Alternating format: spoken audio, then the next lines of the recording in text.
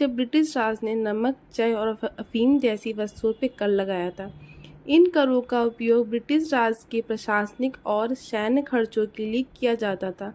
भारत में पहली व्यापक कराधान प्रणाली 1860 में शुरू की गई थी, जब भारत सरकार अधिनियम पारित किया गया था। यह अधिनियम भारत में एक एकीकृत कर प्रणाली प्रदान करता है और इसमें विभिन्न प्रकार के प्रत्यक्ष और अप्रत्यक्ष कर शामिल हैं। सबसे आम अप्रत्यक्ष करों में उत्पाद शुल्क, स्टाम्प शुल्क शामिल थे। स्वतंत्रता की बात की अवधि में अप्रत्यक्ष करों ने भारत की राजकोषीय नीति में एक प्रमुख भूमिका जारी रखी।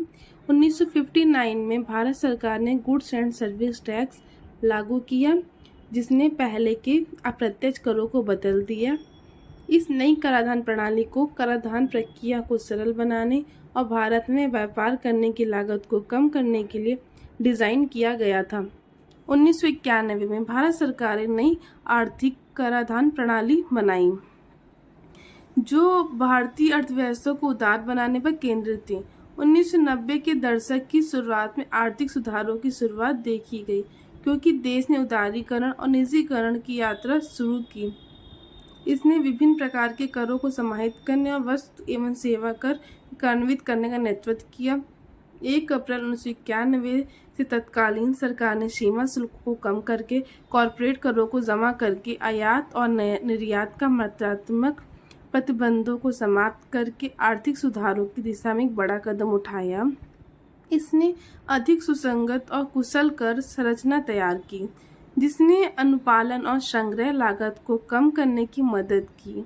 सरकार ने भी माल और सेवा कर की आवश्यकता को पहचानना शुरू किया और राज्य मूल वर्धित और सेवा करों के साथ प्रयोगों की एक श्रृंखला शुरू की। इन प्रयोगों ने केंद्र सरकार को आगे आने वाली वित्तीय और प्रशासनिक चुनौतियों का अंदाजा दिया। 2000 तक माल और सेवा कर की अवधारणा के बीच ले लिया था और अगले वर्ष भारत ने वित्त मंत्रालय ने जीएसटी की व्यवहार्यता और डिज़ाइन को अध्ययन करने के लिए राज्यों के वित्त मंत्रियों की एक अधिकार प्राप्त समिति बनाई। व्यापक विचार विमर्श के बाद समिति ने जीएसटी सुधार के निष्पादन की निगरानी के लिए केंद्र और राज्य सरकार की एक संयुक्त समिति बनाने की सिफारिश की। 2007 में भारत ने संविधान संशोधन विधेयक पारित किया, जिससे केंद्र सरकार राज्य सरकार के साथ संयुक्त राज्य के जीएसटी लगाने और एकत्र करने की समझ हो गई। अगले वर्ष ईसी ने 1 अप्रैल 2010 तक जीएसटी को लाने का एक निर्धारित तरीका किया। हालांकि कुछ तकनीकी और राजनीतिक मुद्दों के कारण जीएसटी शासन केवल 1 जुलाई 2017 तक लागू किया गया था, क्योंकि जीएसटी परिषद की स्थापना की गई थी। 2016 के अगस्त में जीएसटी परिषद का गठन एक संवैधानिक रूप से किया गया था, जिसमें केंद्रीय वित्त, राज्य वित्त और राज्य प्रतिनिधि शामिल थे। अंत में 2017 से भारत ने एकीकृत जीएसटी की यात्रा शुरू की, जिसने पहले से मौजूद कई करों को बदल दिया। जीएसटी सुधार ने देश की अप्रत्यक्ष कराधान प्रणाली को सरल बनाया, व्यवसायों को सुचारू रूप से संचालित करना आसान बना दिया।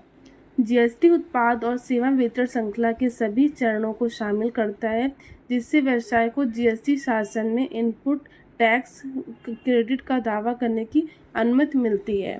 Thank you.